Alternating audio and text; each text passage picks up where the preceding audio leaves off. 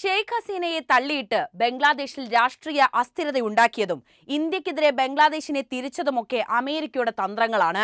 America എന്ന ചതിയനെ കുടിച്ച വെള്ളത്തിൽ വിശ്വസിക്കരുതെന്ന് പറയുന്നത് എത്രമാത്രം ശരിയാണ്?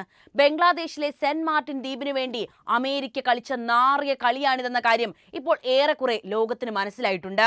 എന്നും നെറികേട് മാത്രം പ്രവർത്തിച്ച അമേരിക്ക എന്ന രാഷ്ട്രത്തെ സംബന്ധിച്ച് ഇതൊന്നും ഒരു പ്രശ്നവുമല്ല. ശീലമായ കാര്യം മാത്രമാണ് അവർ ചെയ്യുന്നതും ചെയ്തുകൊണ്ടിരിക്കുന്നതും. നിങ്ങൾ തന്നെ പറയൂ, അമേരിക്കയെ വിശ്വസിക്കാൻ കൊള്ളുമോ? നിങ്ങളുടെ അഭിപ്രായം എന്തായാലും കമന്റ് ചെയ്യൂ. നമുക്ക് എന്താണ് പുതിയ വാർത്തയെന്ന് പരിശോധിക്കാം. സമാധാന പരിപാലന സന്നദ്ധത വർദ്ധിപ്പിക്കുന്നതിനും ഇരു രാജ്യങ്ങളുടെയും സായുധ സേനകൾ തമ്മിലുള്ള പരസ്പര പ്രവർത്തനക്ഷമത പ്രോത്സാഹിപ്പിക്കുന്നതിനുമാണ് ഈ അഭ്യാസം ലക്ഷ്യമിടുന്നത് എന്നാണ് ഇരു രാജ്യങ്ങളും അറിയിക്കുന്നത്. ഇതിലൂടെ ബംഗ്ലാദേശിന്റെ സൈന്യത്തെ പിന്തുണയ്ക്കാൻ കഴിയുന്ന മേഖലകൾ പര്യവേഷണം ചെയ്യാനും പ്രാദേശിക സുരക്ഷ ശക്തിപ്പെടുത്താനും അമേരിക്കയ്ക്ക് സാധിക്കുമെന്ന് നേതാക്കൾ വിശ്വസിക്കുന്നു. ബംഗ്ലാദേശിലെ സെന്റ് മാർട്ടിൻ ദ്വീപിനടുത്ത് വെച്ചാണ് സൈന്യവുമായി സഹകരിച്ച് അമേരിക്കൻ സൈന്യം ഈ സൈനികാഭ്യാസത്തിന് ഒരുങ്ങുന്നത് എന്നതാണ് ഇതിൽ എടുത്തു പറയേണ്ട ഒരു കാര്യം. ഷെയ്ഖ് ഹസീനയുടെ സർക്കാർ വീണതുപോലും ഈ ദ്വീപിനുമേലുള്ള അമേരിക്കയുടെ മോഹം കാരണമാണ് എന്നത് ഇവിടെ നമ്മൾ ഓർക്കേണ്ട ഒരു വസ്തുതയാണ്. സെന്റ് മാർട്ടിൻ ദ്വീപിനുമേൽ നിയന്ത്രണം സ്ഥാപിക്കാനാണ് അമേരിക്കയുടെ ആഗ്രഹം. ബംഗാൾ ഉൾക്കടലിന്റെ വടക്കുകിഴക്കൻ മൂലയിൽ വെറും 3 ചതുരശ്ര കിലോമീറ്റർ വ്യാപിച്ചു കിടക്കുന്ന ഈ ദ്വീപ് ബംഗ്ലാദേശ് രാഷ്ട്രീയത്തിൽ എന്നും കത്തി നിൽക്കുന്ന ഒരു വിഷയം തന്നെയാണ്.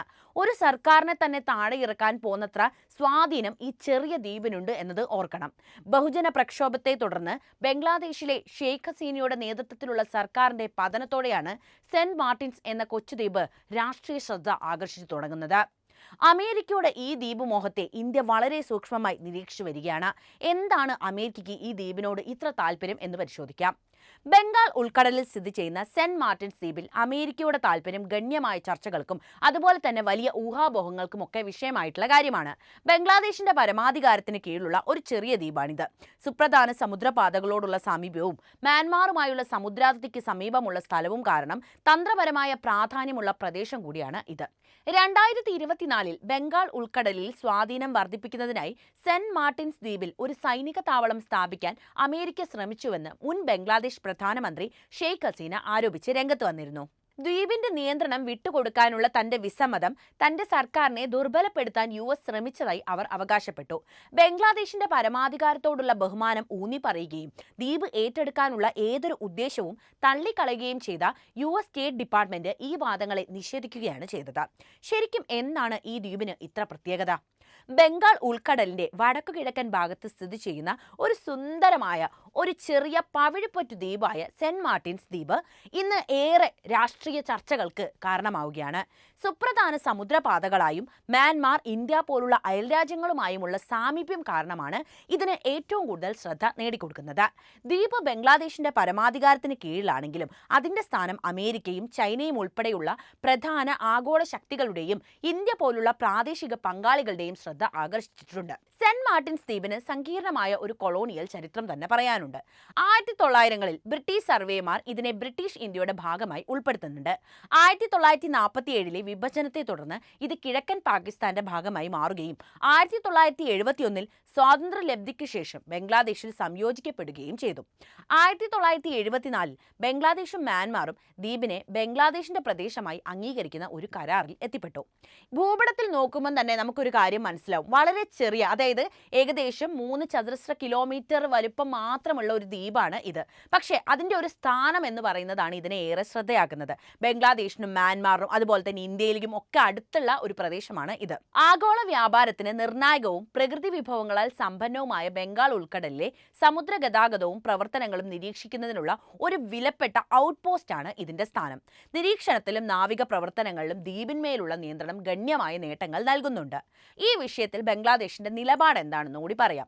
ബംഗ്ലാദേശിനെ സംബന്ധിച്ചിടത്തോളം സെന്റ് മാർട്ടിൻ ദ്വീപിന്മേൽ പരമാധികാരം നിലനിർത്തേണ്ടത് ദേശീയ അഭിമാനത്തിന്റെയും തന്ത്രപരമായ ആവശ്യകതയുടെയും കാര്യമാണ്.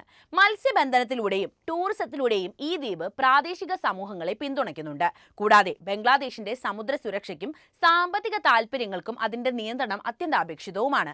ദേശീയ പരമാധികാരം സംരക്ഷിക്കുന്നതിനുള്ള പ്രതിബദ്ധത ഊന്നി പറയുന്ന ബംഗ്ലാദേശ് ദ്വീപിലെ ഏതെങ്കിലും വിദേശ സൈനിക സാന്നിധ്യത്തെ നിരന്തരം എതിർത്ത രാഷ്ട്രം കൂടിയാണ്. 2024-ൽ ബംഗാൾ ഉൾക്കടലിൽ സ്വാധീനം സ്വാധീനം വർദ്ധിപ്പിക്കുന്നതിനായി സെന്റ് മാർട്ടിൻസ് ദ്വീപിൽ ഒരു സൈനിക താവളം സ്ഥാപിക്കാൻ അമേരിക്ക ശ്രമിച്ചുവെന്ന് മുൻ ബംഗ്ലാദേശ് പ്രധാനമന്ത്രിയായിരുന്ന ഷെയ്ഖ് ഹസീന ആരോപിക്കുന്നുണ്ട്. ദ്വീപിന്റെ നിയന്ത്രണം വിട്ടുകൊടുക്കാൻ താൻ വിസമ്മതിച്ചത് തന്റെ സർക്കാരിനെ ദുർബലപ്പെടുത്താൻ അമേരിക്ക ശ്രമിച്ചതിന് കാരണമായെന്നും അവർ പറഞ്ഞു. ബംഗ്ലാദേശിന്റെ പരമാധികാരത്തോടുള്ള ബഹുമാനത്തെക്കുറിച്ച് സംസാരിച്ചും ദ്വീപ് ഏറ്റെടുക്കാനുള്ള ഏതൊരു ഉദ്ദേശവും തള്ളിക്കളയുകയും ചെയ്യുകയാണ് ഇവിടെ അമേരിക്ക സ്വീകരിച്ച നിലപാട്. അപ്പോഴേക്കും ഈ ദ്വീപിനെ കുറിച്ചുള്ള ചർച്ചകൾ ആഗോള രാഷ്ട്രീയത്തിൽ വലിയ ചർച്ചയായിട്ടുണ്ടായിരുന്നു. അതായത് ഈ ഒരു ദ്വീപിന്റെ മുകളിൽ അമേരിക്ക കണ്ണുവെക്കുന്നു എന്ന തരത്തിലുള്ള വാർത്തകൾ അതിനോടകം തന്നെ പ്രചരിച്ചിട്ടുണ്ടായിരുന്നു. ബംഗാൾ ഉൾക്കടൽ എന്നത് ഇന്ത്യക്കും തന്ത്രപരമായ ഒരു സ്ഥലം തന്നെയാണ്. കൂടാതെ സെന്റ് മാർട്ടിൻസ് ദ്വീപിൽ വിദേശ സൈനിക സാന്നിധ്യത്തെക്കുറിച്ച് ജാഗ്രത പുലർത്തുന്ന രാഷ്ട്രം കൂടിയാണ് ഇന്ത്യ. ഇന്ത്യയുടെ ആൻഡമാൻ നിക്കോബാർ ദ്വീപുകളുമായുള്ള ഈ ദ്വീപിന്റെ സാമീപ്യം ഒരു പ്രധാന സൈനിക കേന്ദ്രമായതിനാൽ ബാഹ്യശക്തികളുടെ നിരീക്ഷണത്തിനും സ്വാധീനത്തിനും സാധ്യതയുണ്ടെന്ന ആശങ്ക ഉയർത്തുന്നുണ്ട്. ദ്വീപിന് മേലുള്ള ബംഗ്ലാദേശിന്റെ പരമാധികാരത്തെ ഇന്ത്യ പിന്തുണയ്ക്കുകയും ചൈനീസ് സ്വാധീനത്തെ സന്തുലിതമാക്കുന്നതിന് സാമ്പത്തികവും സൈനികവുമായ സഹായം ബംഗ്ലാദേശിന് നൽകുകയും ചെയ്തിട്ടുണ്ട്. സെന്റ് മാർട്ടിൻസ് ദ്വീപിന് മേലുള്ള ഏതൊരു വിദേശ നിയന്ത്രണവും ഇന്ത്യയുടെ സമുദ്ര പ്രവർത്തനങ്ങൾക്ക് ഒരു ചെക്ക് പോയിന്റ് ആയിട്ട് പ്രവർത്തിക്കുകയും പിരിമുറുക്കം വർദ്ധിപ്പിക്കാനുള്ള സാധ്യതയും ഇന്ത്യ കാണുന്നുണ്ട്. ബെൽറ്റ് ആൻഡ് റോഡ് ഇനിഷ്യേറ്റീവ് വഴി ഇന്ത്യൻ മഹാസമുദ്രത്തിൽ ചൈനയുടെ വികസിപ്പിച്ചുകൊണ്ടിരിക്കുന്ന സാന്നിധ്യം ബംഗാൾ ഉൾക്കടലിൽ അവരുടെ താൽപര്യം വർദ്ധിപ്പിച്ചിട്ടുണ്ട്. ബംഗ്ലാദേശിലെ കോക്സ് ബസാർ തുറമുഖം, ധാക്കയ്ക്കടുത്തുള്ള ഒരു അന്തർവാഹിനി താവളങ്ങൾ എന്നിവയുൾപ്പെടെയുള്ള പ്രാദേശിക അടിസ്ഥാന സൗകര്യങ്ങളിൽ ബീജിംഗ് വൻതോതിൽ നിക്ഷേപം നടത്തിയിട്ടുണ്ട്. സെന്റ് മാർട്ടിൻസ് ദ്വീപിന് മേലുള്ള നിയന്ത്രണം വൈദ്യുതി പ്രൊജക്റ്റ് ചെയ്യാനും ഈ കടൽപാതകളെ വളരെയധികം ആശ്രയിക്കുന്ന ഊർജ്ജ ഇറക്കുമതി സുരക്ഷിതമാക്കാനുമുള്ള ചൈനയുടെ കഴിവ് വർദ്ധിപ്പിക്കുന്നുണ്ട്. സെന്റ് മാർട്ടിൻസ് ദ്വീപിന്റെ തന്ത്രപരമായ പ്രാധാന്യം പ്രാദേശിക സംഘർഷങ്ങൾക്ക് കാരണമായിട്ടുണ്ട്. 2008 ബംഗാൾ ഉൾക്കടലിൽ തർക്ക പ്രദേശത്തെ ചൊല്ലി ബംഗ്ലാദേശും മ്യാൻമാറും തമ്മിൽ ഒരു നാവിക സംഘർഷം വരെ ഉണ്ടായ ചരിത്രമുണ്ട്. ഇത് പ്രാദേശിക സുരക്ഷാ ചലനാത്മകതയിൽ ദ്വീപിന്റെ പ്രാധാന്യം എടുത്തു കാണിക്കുന്ന ഒരു സംഘർഷം കൂടിയാണ്. അന്താരാഷ്ട്ര മധ്യസ്ഥതയിലൂടെയാണ് തർക്കമൊടുവിൽ പരിഹരിച്ചത്. വലിപ്പത്തിൽ ചെറുതാണെങ്കിലും ബംഗാൾ ഉൾക്കടലിൽ സെന്റ് മാർട്ടിൻസ് ദ്വീപിന് വലിയ തന്ത്രപരമായ മൂല്യമുണ്ട് എന്ന് പറയാതെ വയ്യ. പ്രധാന സമുദ്രപാതകളുടെ കവലയിലും വിഭവസമൃദ്ധമായ ജലാശയങ്ങളുടെ സമീപത്തും സ്ഥിതി ചെയ്യുന്നതിനാൽ ദക്ഷിണേഷ്യയുടെ ഭൂരാഷ്ട്രീയ ഭൂപ്രകൃതിയിൽ ഇതൊരു നിർണായക ആസ്തിയായിട്ട് തന്നെ കണക്കാക്കുന്നുണ്ട്. അമേരിക്കയും ചൈനയും പോലുള്ള ആഗോള ശക്തികൾ ഇന്ത്യൻ മഹാസമുദ്രത്തിൽ സ്വാധീനത്തിനായി മത്സരിക്കുന്നത് തുടരുകയും ഇന്ത്യ പോലുള്ള പ്രാദേശിക പങ്കാളികൾ അവരുടെ താൽപ്പര്യങ്ങൾ ഉറപ്പിക്കുകയും ചെയ്യുമ്പോൾ സെന്റ് മാർട്ടിൻസ് ദ്വീപ് ഒരു പ്രധാന തർക്ക വിഷയമായും തന്ത്രപരമായ താൽപ്പര്യമായി തുടരുക തന്നെയാണ് ചെയ്യുന്നത്. ബംഗ്ലാദേശിനെ സംബന്ധിച്ചിടത്തോളം ദ്വീപിന്മേൽ പരമാധികാരം നിലനിർത്തുന്നത് ദേശീയ സുരക്ഷയ്ക്കും പ്രാദേശിക സ്ഥിരതയ്ക്കും അത്യന്താപേക്ഷിതവുമാണ്. ഷെയ്ഖ് ഹസീനയുടെ രാജിയും ഈ ഐലൻഡുമായിട്ടുള്ള ബന്ധത്തെക്കുറിച്ചാണ് ഇനി പറയുന്നത്. 2024 ഓഗസ്റ്റ് മാസം ബംഗ്ലാദേശ് പ്രധാനമന്ത്രി സ്ഥാനം ഷെയ്ഖ് ഹസീന രാജിവെച്ചത് വ്യാപകമായ ആഭ്യന്തര അസ്വസ്ഥതകളും അന്താരാഷ്ട്ര സമ്മർദ്ദങ്ങളും ഉൾപ്പെടെയുള്ള ഒരുപാട് ഘടകങ്ങളുടെ പരിണതഫലം തന്നെയായിരുന്നു. ബഹുജന പ്രതിഷേധങ്ങളും ഭരണപ്രശ്നങ്ങളും പ്രാഥമിക ഉത്തേജകങ്ങളാണെങ്കിലും സെന്റ് മാർട്ടിൻസ് ദ്വീപുമായി ബന്ധപ്പെട്ട ബാഹ്യ താൽപ്പര്യങ്ങൾ തന്റെ പിന്മാറ്റത്തിന് ഒരു പങ്കുവഹിച്ചെന്ന് ഹസീന തന്നെ പിന്നീട് അഭിപ്രായപ്പെട്ടിട്ടുണ്ട്. 2024 ജൂലൈയിൽ പൊട്ടിപ്പുറപ്പെട്ട വിദ്യാർത്ഥികളുടെ നേതൃത്വത്തിൽ നടന്ന പ്രതിഷേധങ്ങളുടെ ഒരു പരമ്പരയാണ് ഹസീനയുടെ രാജിക്ക് കാരണമായത്. 1971 സ്വാതന്ത്ര്യ സമര സേനാനികളുടെ പിൻഗാമികൾക്ക് 30% തൊഴിൽ കോട്ട പുനഃസ്ഥാപിച്ചതാണ് ഈ പ്രകടനങ്ങൾക്കൊക്കെ തുടക്കമായത്. ഭരണകക്ഷിയുടെ അനുയായികൾക്ക് അനുകൂലമായും വിശാലമായ യുവജനങ്ങൾക്കുള്ള അവസരങ്ങൾ പരിമിതപ്പെടുത്തുന്നതായും കരുതപ്പെടുന്ന ഈ നയം ഒരുപാട് വിമർശനങ്ങൾക്ക് കാരണമായി. വിദ്യാർത്ഥി പ്രതിഷേധങ്ങളാണ് ഇതിൽ പ്രധാനമായിട്ടും എടുത്തു പറയേണ്ട ഒരു കാര്യം. ആ പ്രതിഷേധങ്ങൾ പിന്നീട് വളർന്നു വരുന്നതാണ് കണ്ടത്. ഇത് അക്രമാസക്തമായ ഏറ്റുമുട്ടലുകളിലേക്ക് പോലും നയിച്ചു. ഏകദേശം 300 മരണങ്ങൾക്കും ആയിരക്കണക്കിന് പേർക്ക് പരിക്കേൽക്കാനും കാരണമായി ഇത്തരം കാര്യങ്ങളൊക്കെ. കൂട്ട അറസ്റ്റുകളും വിയോജിപ്പുകളെ അടിച്ചമർത്തലും ഉൾപ്പെടെയുള്ള സർക്കാരിന്റെ കനത്ത പ്രതികരണം പൊതുജന രോക്ഷത്തിന് കൂടുതൽ ആക്കം കൂട്ടുകയാണ് ചെയ്തത്. ഉടനടിയുള്ള നയപരമായ പരാതികൾക്കപ്പുറം ഹസീനയുടെ വർദ്ധിച്ചു വരുന്ന സ്വേച്ഛാധിപത്യ ഭരണത്തോടുള്ള ആഴത്തിലുണ്ടായിരുന്ന അതൃപ്തി, അഴിമതി ആരോപണങ്ങൾ, യുവാക്കളുടെ ഉയർന്ന തൊഴിലില്ലായ്മ ഉൾപ്പെടെയുള്ള സാമ്പത്തിക വെല്ലുവിളികൾ എന്നിവ പ്രതിഷേധങ്ങളിൽ പ്രതിഫലിക്കുക തന്നെ ചെയ്തു. ഈ ഘടകങ്ങളുടെ സംയോജനം പൊതുജന വിശ്വാസം ഇല്ലാതാക്കുകയും അവരുടെ രാജിക്ക് ആഹ്വാനം ശക്തമാക്കുകയും ചെയ്തു. രാജിക്ക് ശേഷം ഹസീനയോടതെന്ന് കരുതപ്പെടുന്ന ഒരു കത്ത് അവരുടെ അനുയായികൾക്കിടയിൽ പ്രചരിച്ചിട്ടുണ്ട്. സെന്റ് മാർട്ടിൻസ് ദ്വീപിന്റെ നിയന്ത്രണം അമേരിക്കയ്ക്ക് വിട്ടുകൊടുക്കാൻ അവർ വിസമ്മതിച്ചത് അവരെ പുറത്താക്കാൻ കാരണമാണെന്ന് സൂചിപ്പിക്കുന്ന കത്താണ് അത്. ബംഗാൾ ഉൾക്കടലിൽ തന്ത്രപ്രധാനമായ സ്ഥാനം വർദ്ധിപ്പിക്കുന്നതിനും ചൈനയുടെ പ്രാദേശിക സ്വാധീനം തടയുന്നതിനുമായി ദ്വീപിൽ സൈനിക സാന്നിധ്യം സ്ഥാപിക്കാൻ US ശ്രമിച്ചുവെന്ന് കത്തിൽ അവകാശപ്പെടുന്നുണ്ട്.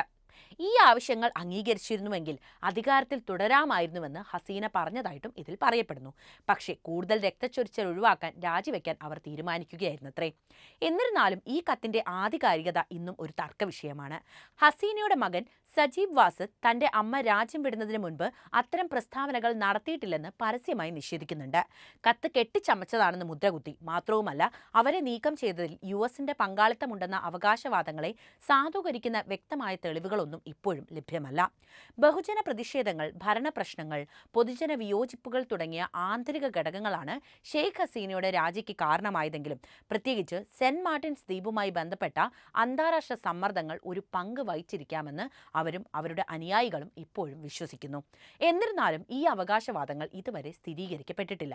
കൂടാതെ പ്രബലമായ സമവായം അവരുടെ രാജിക്ക് കാരണം ആഭ്യന്തര അസ്വസ്ഥതകളുടെയും അവരുടെ നേതൃത്വത്തിനെതിരായ വെല്ലുവിളികളുടെയും പരിണിത ഫലമാണെന്നും പറയുന്നു. ഏതായാലും ഈ വിഷയത്തിൽ ബംഗ്ലാദേശിന്റെ ഈ ദ്വീപിനോടുള്ള അമേരിക്കയുടെ ആർത്തി തന്നെയാണ് ഷെയ്ഖ് ഹസീനയുടെ രാജിയിലേക്ക് നയിച്ച പ്രധാന ഘടകമെന്ന ചർച്ചകൾ ഇതിനോടകം തന്നെ സജീവമായി കഴിഞ്ഞു. നിങ്ങൾ തന്നെ പറയൂ, ഈ വിഷയത്തിലെ നിങ്ങളുടെ നിലപാട് എന്താണ്? അമേരിക്കയ്ക്ക് ഇതിൽ പങ്കുണ്ടോ? നിങ്ങളുടെ അഭിപ്രായം എന്തായാലും കമന്റ് ചെയ്യണം. ഒപ്പം ഈ അറിവുകൾ എല്ലാവരിലേക്കും എത്താൻ വീഡിയോ ഒന്ന് ലൈക്ക് ചെയ്യാനും ഷെയർ ചെയ്യാനും പ്രത്യേകം ശ്രദ്ധിക്കുമല്ലോ.